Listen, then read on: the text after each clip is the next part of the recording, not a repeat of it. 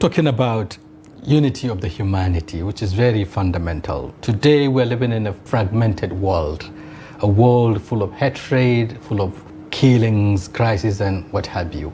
Confrontations around religious identities, around ethnic identities, and so on. Why is this happening to us? The conflict in the world is for various reasons. One of the main reasons is for power, it is for money, it is for status, it is for land. Because most of the people think that the world is everything. But if you go back to the scriptures, if you go to Quran, Quran says in Surah Mulk, chapter number 67, verse number 2, Alladhi khalaqal mawta wal hayata. It is Allah who has created death and life to test which of you is good indeed. So this life is temporary. It's a test for you. So if everyone realizes that this life is temporary, then you won't run after wealth and dunya so much. For example, when I'm traveling, I come to Nigeria, I stay in a temporary hotel. I don't buy a house for me. Why? Because I know I'm going to be in Nigeria for 1 week, 2 weeks, 3 weeks, that's it. So if you know that the world is temporary, you will not behave like a person who wants to hoard wealth. So main life is the life after death. And most of the religions say the same thing. So if every human being understands that this life is temporary, it's the test for the hereafter, then you find the difference. And that's what I mentioned in my talk, Al-Quran, the global necessity, that Quran talks about the path to salvation, about Jannah.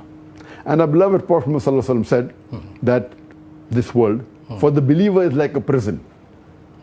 And for the unbeliever, it is like paradise. So there was a poor Jew who approached Hafiz ibn Hajar Asqalani, the famous scholar, who wrote the Sharah of Sahih Bukhari at his time.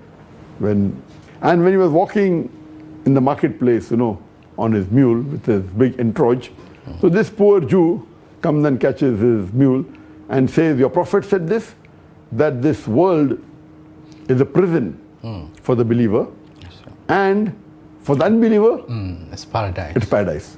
I'm a poor man, my clothes are torn, tattered, you're so rich, you're having all the luxury. How can you explain to me this hadith of your prophet?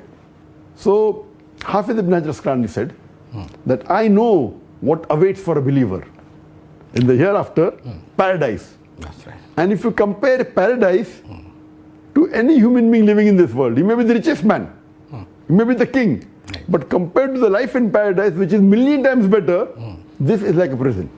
So the first part I explained, that because if we know that in the hereafter for the believers who follow the commandments of Almighty God, they'll go to paradise. So the paradise compared to the richest man in this world, he may be a king, he may be a sultan, he may be a president, he may be a prime minister. Compared to the next life, this life is like a prison. For the unbeliever, if he knows the hell he's going to go in, even if the poorest man here, yet this will be paradise as compared to hereafter. So if you understand this hadith, that this life is a test, then you will not strive to acquire wealth or power or status. You will strive to get benefit in the akhirah. That's it.